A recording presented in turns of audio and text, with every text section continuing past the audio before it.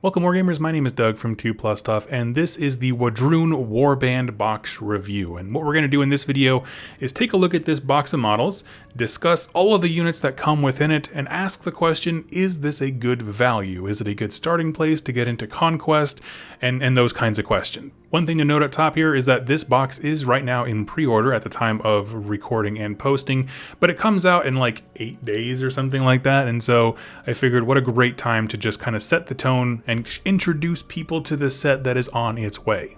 And if you would like to get an order in and save some coin at the same time, I have an affiliate code in the bottom down below that'll save you 10% on all of your purchases, as well as go a long way to helping support me, my wife, our cat, and this whole channel. Big shout out to those who use that affiliate link. It really is life-changing stuff and it means the world to me. But with all of that out of the way, we're going to move over and talk about the Wardrun Warband box. In this set, you are going to get 24 Blooded, which can be built as Braves, 12 Slingers, which can optionally be built as Hunters, 1 Scion of Conquest, that's a hero, and 1 Predator, also a hero. Now, first up, to be honest with you, just looking at these models, they are incredible looking. Like when you compare them to, say, some of the first generation stuff that Bellum put out, like the Men-at-Arms for the 100 Kingdoms, the development and the detail and the quality of plastic has just evolved immensely. It's mind-boggling that they've been able to do all that in about 3 years. And when I look at this set, there's a ton of parallels to the Dweghome box, and I said that one was an incredible value for the same reason, which is just they're multi-kits, meaning you can buy this Warband starter twice, and then you just build the units out one way, say Blooded and Hunters, and then the next time you buy it, you build out the other way with Braves and Slingers. And so you can keep saving money with these like lower price intro products when they're multi-kits, because you just keep building whatever the opposite is. And while it might seem like, oh man, I have a whole bunch of infantry and I came here for orcs on dinosaurs, which to me is the sales pitch of the entire army, the truth is, this is going to be a rather infantry-heavy faction, and it kind of operates some ways, in some aspects, like the orcs in 40k, where you do your boys before toys, meaning fill out your infantry, get all the requirements, all your mainstay units that you need, and then you can just build on top of that with all the fun stuff. Like if you got 1 or 2 of these boxes, it takes care of all of your like basic troop requirements, and then you can start adding the cool big T-Rex that's been teased and the Raptor Riders and all those kinds of things. So it's quite a bit of fun. I think it's a great starter product, at least from a bird's eye view. And so now what we're going to do is move over to the shared screen. We're going to look at each of the entries for each unit in this box, and we will go over the 2 various options you can make for each kit. So it's going to take a little bit of time. We're going to head over there, but first a quick word about the faction abilities. So the Wardrun were very unique when they were launched because they were the first one to come out with army rules, meaning general rules that affect the entire faction no matter what sub-faction you're playing, anything like that. Anytime you put Wardrun on the table, these rules matter. And theirs is called the War Chant. Essentially, they all chant to their various deities that they focus on, which are just the primordial gods. There's death, famine, what's the other ones? Death, famine, war, and conquest. And the way that this works is it kind of operates like a chain. When you select a unit to activate, meaning you flip their command card, you're going to put a token next to whatever of those deities they are chanting to. When you have reached 2 tokens for any given deity, you can use their ability down here below. I'm not going to go into detail about this. It's one that is very cerebral. You just need to read it and think about it. But say you had 2 markers.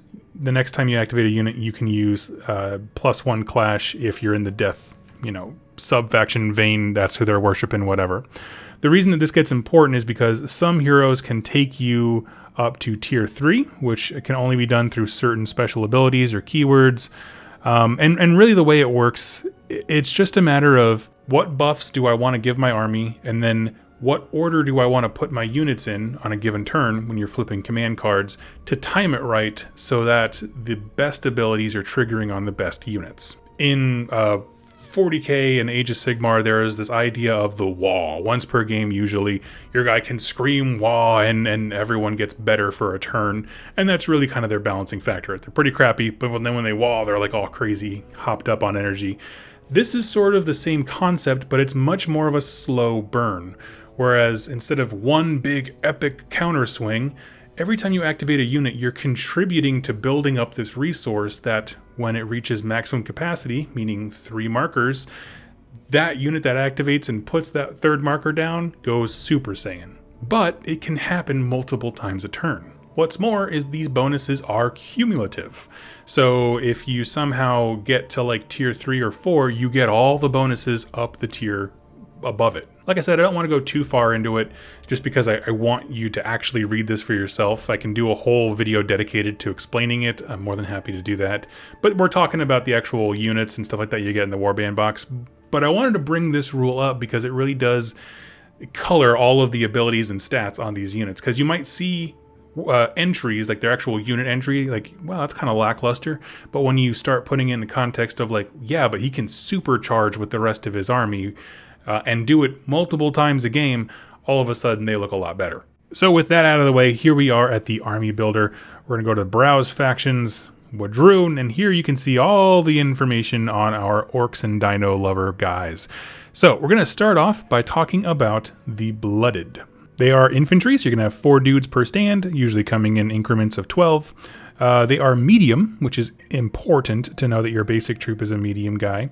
Movement of 5, volley of 1, that's totally okay, they're not throwing anything. Clash value of 2, they have 1 attack each, 1 wound each, resolve of 3, which is actually quite fantastic, defense 2, and evasion 0.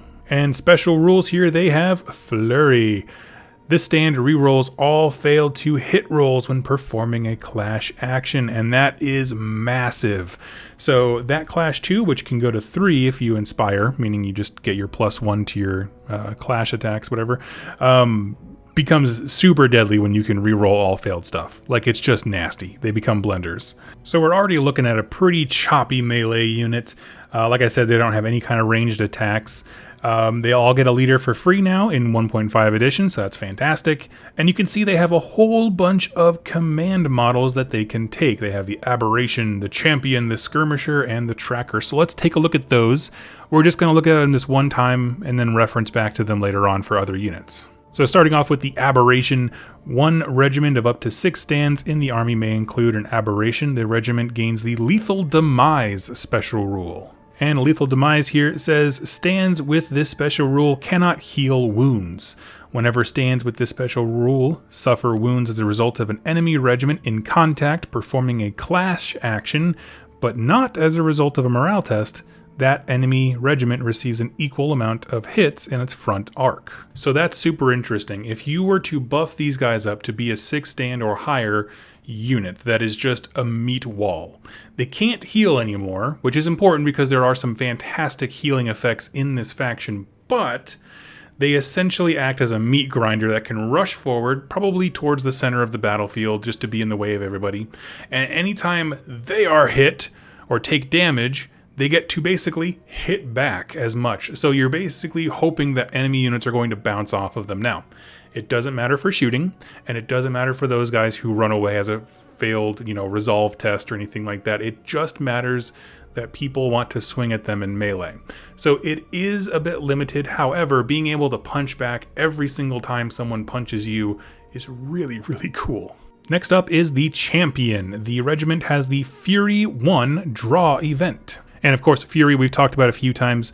When determining the number of attacks that a regiment performs, add X attacks to each engaged stand. So this actually came up in a game that I played with a fantastic guy named Jacob this last weekend, where if you have 3, say you have a regiment of 6, okay? So there's 3 in the front, 3 in the back. When they go to do a clash action, melee combat, you would get, 4 attacks per stand that's on your front row, and then your back guys do support. Well, what Fury does is it just adds 1 die for each, whatever the level is. Fury 1 would add 1 die, Fury 2, 2 die, that kind of stuff, for each stand. Now, there was confusion was, thought it was each model, right? And so that it's a huge difference, because then it's like times 4. No, it's just, do you have 3 stands in combat? Yep, you get 3 extra dice. That's it. Their next option is the Skirmisher, which you can only have 1 per army. The regiment gains the +1 march and may perform the withdraw action once each turn in addition to its 2 normal actions, obeying normal rules. So essentially they get faster and they get a free action as long as that action is withdraw. And their last option is the Tracker, also once per army. The regiment gains the Flank special rule. And here it is just for reference. A regiment containing at least 1 stand with this special rule does not contribute a die to the reinforcements roll if it would normally do so. Instead, the player will choose whether it will arrive from reinforcements or to delay it for a later turn. When the turn comes for this regiment's class to automatically pass reinforcement rolls, it can't delay it anymore.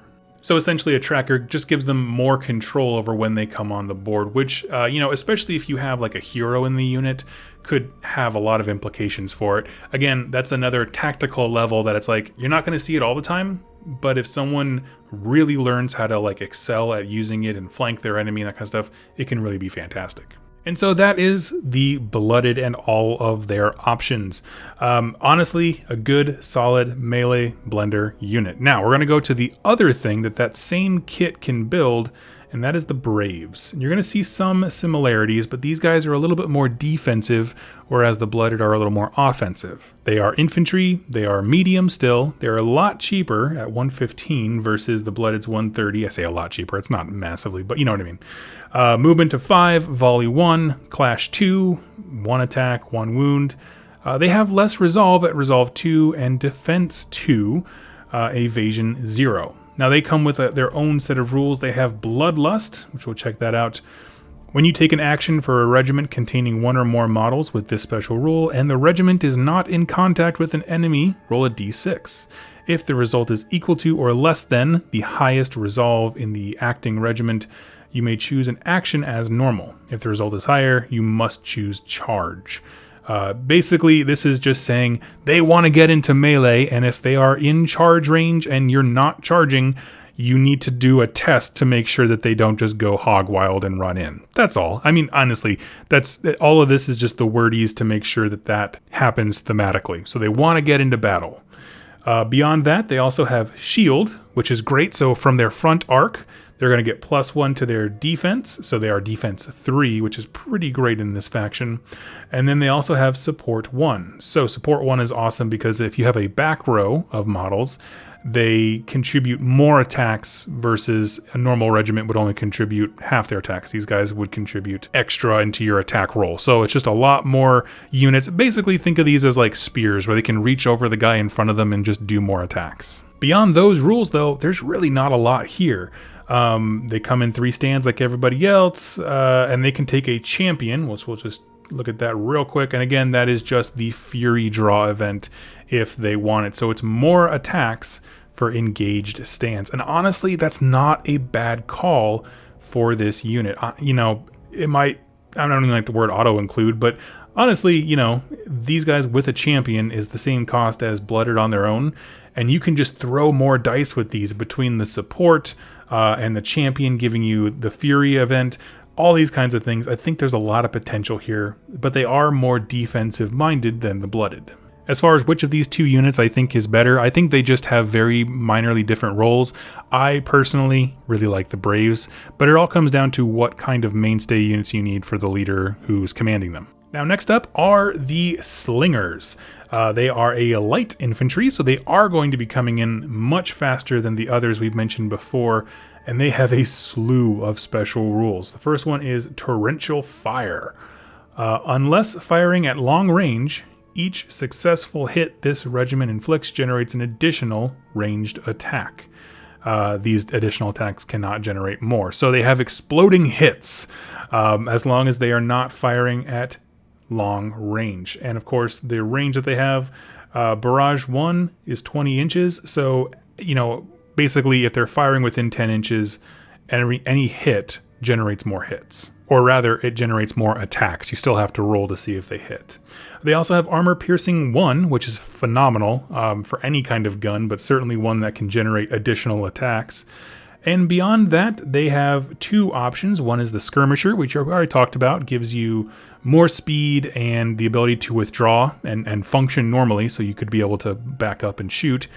And they also have the Bullet Carver. Let's check that guy out. Wounds caused by this regiment as a result of a volley action cause morale tests. This rule does not apply to character stands that have joined the regiment. So, yes, they're not firing a whole bunch of attacks, they're just barrage 1, but each one of those has the potential to, if you're within 10 inches, explode into more attacks and cause morale checks, and that's huge because morale is really where you can dismantle some armies. So I like them as an option. So let's check out the other one. So this is one of this kit's options. The other one are the Hunters, who are also a light infantry class, so they are still coming on the board earlier.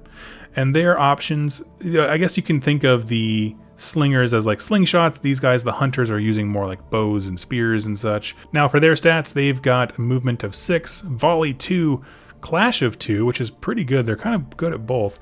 1 attack each, 1 wound, resolve 2, defense 1, and evasion 0. For their special rules, they have a few here again. Strong arm. This regiment never counts the target of their volley action as obscured due to long range. So that means they can still be in cover and stuff, but they don't suffer any negative modifiers for firing at their full barrage length. So they have a barrage of 14. Normally, you'd roll less dice if they were outside of 7. Not the case here. Everyone gets to fire.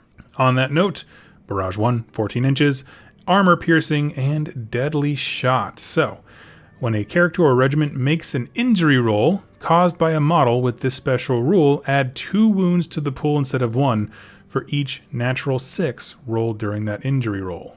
Essentially what this is saying is you're going to fire as normal. When your opponent goes to do his saves, if he rolls any 6s, it does 2 wounds.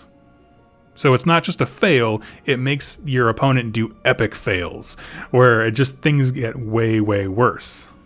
So that's a fantastic use of that rule, especially on these guys when you're not firing less just because you're outside of half range.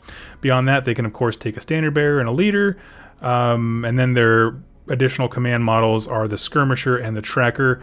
I think between these two, the Tracker is certainly going to have a lot of use. Gaining flank, you can dictate when they come in. Honestly, lights come in automatically, I think on turn 3 or something like that. So there's not a ton of time to keep them back, but you can keep them back just to see if there's an opening on your opponent's side where you can maximize their efficiency. So those are the 4 unit options that you have available to you. As again, you can build, I think you had 24 Blooded or Braves, and you could build those as 12 of each if you want to, and then there's 1 unit that can be built as Slingers or Hunters. I don't really have a strong choice for you. Like normally I try to kind of give some opinion. The truth is all these units are great, but their special rules make them operate in slightly different ways. For me personally, Braves are fantastic because I like having a little bit more defensive power. That's just how I tend to play. They have the shield rule and support and that kind of stuff. I like that quite a bit. The trade-off is you lose some control because they do have bloodlust. It is what it is. So now we're going to talk about the actual heroes. I don't go into like artifacts and things like that in these kinds of videos because I want you to explore the rules for yourself. So we're going to talk about the heroes, what they bring to the table, their supremacy abilities, as well as what units they can take in their mainstay and restricted. So we'll kick it off by talking about the Predator, which is both the coolest name and the coolest model in this entire faction, in my opinion.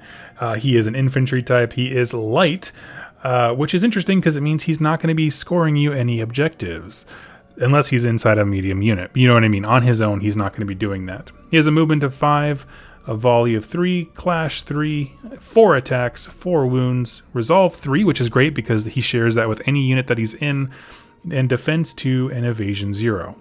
For his special rules, he's rocking this sweet looking crossbow. So he has barrage 3, 24 inches, armor piercing 1, which is awesome. He's a character, and he has deadly shot, which we talked about before, and fiend hunter, which is a new one. Let's check that out. Stands with this special rule, re-roll failed to hit rolls against monsters. That's going to matter a lot, especially if you're playing like against a lot of Jotnar from the Nords, or Spire units tend to have monster a lot, that kind of stuff.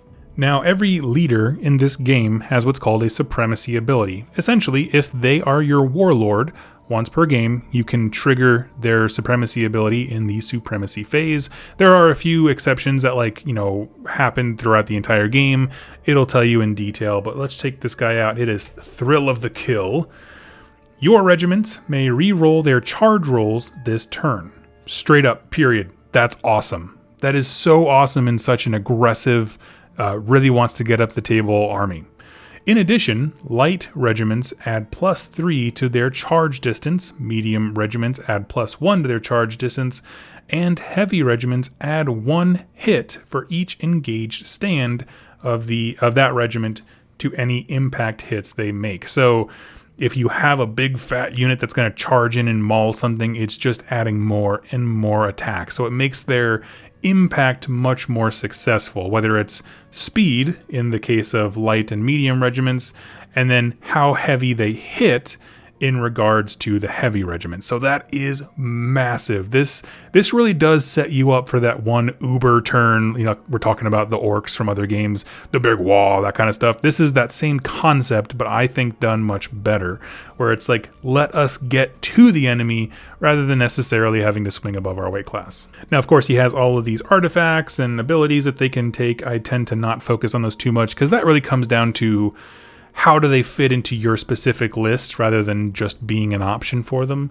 But the thing I do want to talk about are their retinues. So, they're not retinues, they're warbands. What units can they take? So the mainstay for these guys, the things you need: Braves, Hunters, the Hunting Pack, and Raptor Riders. Braves and Hunters you get in this box, and I love when they do that. I love when there's just ways to immediately put everything on the table, no questions. There are restricted options, meaning you need to have one mainstay for every restricted option you take. Apex Predators, Slingers, which you obviously do also get in this box as well, and the Tauntor, which doesn't have a model yet, but sounds really cool. And that is the Predator. In truth, I saw him on the table. I think there's some really cool things with him, the way that he can take certain items to buff his unit. And there's just different draw events you can add to him that I think are really cool. Him with a unit of, I believe it was not Slingers, it was Hunters, is what I faced this last weekend. And they did fantastic. They really did. They were able to chip away stuff. The fact that some of those units can, through MacGuffins and plans, do resolve test is just nasty. And so I like him quite a bit. But their second hero option I think is equally interesting, and that is the Scion of Conquest. So this is essentially your priest wizard archetype model. He's a medium unit, which is great, means he can capture objectives. He has a movement of 5, volley 2, clash of 3, attacks 4, 4 wounds, 4 resolve, which is awesome, defense 2, and evasion 2. So he has a lot of ways to not get super hurt really easily. In terms of special rules, he is Priest 3, which means he's rolling 3 dice for any prayers or spells. Those two things are kind of used interchangeably that he does. He's a character, of course, and Cleave 2, so he's hacking and slashing. His supremacy ability is Vision of Conquest. Until the end of this turn, each time you would draw a card from the command stack, instead, search your command stack and play a command card of your choice. This is freaking incredible. What this essentially means, anytime it's your turn to activate, you get to know exactly what unit is activating for the most opportune time. Now, it only lasts 1 turn, but this is a very decisive ability for many games. I mean, it can turn the tide immediately. You can be more reactive, you can be more proactive, whatever you need to do to basically circumvent your opponent's plans. And this is one of those meta abilities that the quicker you get at using this effectively, the stronger this unit's stocks go. And so that's the Scion of Conquest. He's cheap and he is good. Let's talk about, we're going to scroll here past the artifacts. Again, I want you to look at those. I will talk about his spells real quick. First one is Crescendo. It is a self, so it's going to be him and his regiment. Difficulty 4. Okay. Add a conquest chant marker to the sequence, meaning you're building up that army-wide rule that I talked about. You're building your chant sequence. reveal your next command card. If it belongs to a regiment, draw that command card and the regiment activates immediately. Otherwise, return it to the command stack. Regiments activated this way do not add a chant marker to the sequence. So this is a way for you to kind of hop, skip, and jump the turn activation so you can make units activate all over the place. So it won't work on heroes, but if you know and you've planned for the next unit to kind of come after this, hoping that crescendo works, you can basically just dictate exactly how many units activate. So you can have your Scion of Conquest go. He does his action, cast the spell immediately before your opponent gets to have a turn. Another unit's going. Next one is Dissonance Self, difficulty 4, so it's very likely to go off. Until the end of the caster's next activation, each time an enemy spellcaster attempts to cast a spell onto a regiment within 12 inches of this caster, or attempts to cast a spell while within 12 inches of this caster, after rolling for success and before the result is calculated, you may discard any number of chant markers from the sequence to discard a die of your choice for each chant marker discarded in this way. And essentially, this is just you're using your chant markers that build up to your buffs and your abilities as a way to shut down enemy magic, which is useful. It depends on how aggressive you are with the Scion of Conquest. Like if you hold him back, like a lot of, say, chapter mages tend to be more backfield heroes, you're probably not going to be in range. But if you put this guy into a big unit of Braves that are defensive and tanky and you bum rush him up the center of the field, he can get up in there and be within 12 inches. So it's weird because it seems like a defensive mechanic to stop enemy magic, but it has to be played aggressively for it to matter. You have to get up there in range. And the last one here is Cacophony. It is difficulty 4, but it is scaling. Target regiment and any attached character stands may not resolve draw events other than Decay X until the caster's next activation. So what you're saying is you're going to pick an enemy unit and you're going to shut down their ability to use draw events. That is brutal. Absolutely brutal. Now it does scale, so it gets harder the larger the enemy unit you're trying to use. But when you think about things like, say, Dragon Slayers in the Dweghome or Knights or something where they tend to be in smaller units because they're so expensive and they're so tanky, shutting down draw events on something like that is really quite brutal. Now, as for his Warband, what he can actually take, they have Blooded Braves and the Chosen of Conquest as their mainstay. And only 2 of those 3 are available, Blooded and Braves, and hey, you get both options in this exact box, so that's fantastic. As far as restricted stuff, none of these models are out yet, but they are Chosen of Death, Chosen of Famine, and the Chosen of War. So kind of putting it all together here at the end, I think this is a fantastic starter set for a few reasons. One, you get leaders that actually have a place with the units that they're a part that come with it specifically, and that's always a win. These units are representative of the entire faction. They are very strong, either melee or defensive units. Everyone has a role, and that role is magnified by how you use the chant mechanic, which again, I really do suggest you go check out and read. It's quite cool. It requires a lot of thought, because this can be a very finesse army. Because to get the most out of these units, you know, their price tag is a little bit higher because they can, with the right application of spells, buffs, artifacts, heroes, and the war chant, like each one of them can be like a god for a round, and it's just crazy. But reaching the point where you can orchestrate that will take time. Like, again, they are some of the coolest, most beautiful models, and so people are like, I want to play that faction, but no, getting into it, there's a learning curve. I mean, what's great is that the units, the base units are not bad, right? Like getting Flurry and Fury and stuff like that on your Blooded, like there's just nothing bad about that. They're great. But you can really start to see the potential of really, really doing damage and commanding the battlefield once you kind of mentally unlock how the war chanting stuff works. Now, I end all these videos by asking basically 2 questions to see the value of this set. So, do the models represent the faction well? Meaning, are you going to buy a set and then when you look at the rest of the range, be like, well, that's not what I wanted, because you kind of felt deceived because they don't look the same. And the second question is, are you actually going to use these once you have a full collection and a full army? And the answer to yes is both. Scratch that. Reverse it. The answer to both is yes. So this box is fantastic because, one, you get most of the units that you're going to want to field anyway. I mean, regardless of how heavy you want to lean into the dinosaur side of things, which we'll talk about here in a second, you're going to need troops on the table to capture objectives. The Blooded and the Braves are wonderful at that. Putting a Scion of Conquest into a unit, like say, even a light unit, because the Scion, he's a medium stand, he can capture objectives himself. Those kinds of things really factor into your army building a lot, and so I think that they do quite well at their role. So yes, I do think that you are going to use these models. One thing that it doesn't irk me at all, it's not really the right word, but that is a bit of a disappointment, is there's no dinosaurs in it, right? Like, to me, the entire sales pitch of the faction is orcs on dinosaurs.